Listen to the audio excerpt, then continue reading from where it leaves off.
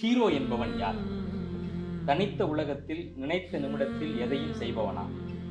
கீதை அளித்து நன்மை அளிக்க அவதாரம் ஆபவனா?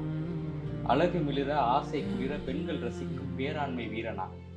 அறிவில் அடர்த்தியாய் முடிவில் தெளிவாய் ஞானம் சுமக்கும் மதிநிறை மாறனா?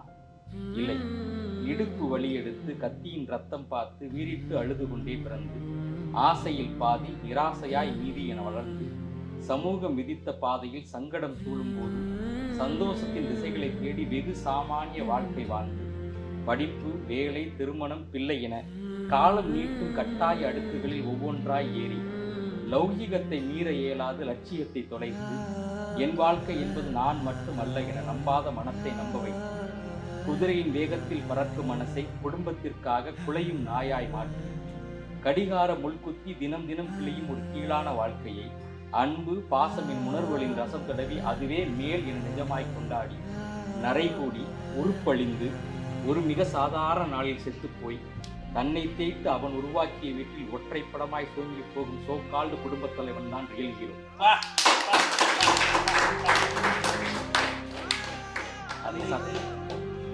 தன்னை தேய்த்து அவன் உருவாக்கிய வீட்டில் ஒற்றைப்படமாய் சுருங்கி போகும் சோகால்டு குடும்பத் தலைவன் தான் ரியல் ஹீரோ. அதை சத்தமாய் சொன்ன ஒற்றை காரணத்திற்காகவே கார்த்திகையின் மணியை காலகாலத்திற்கு கொண்டாடுவார்கள். கல்யாண கேசட்டில் கடைசியாய் சிரித்த குடும்ப தலைவன்.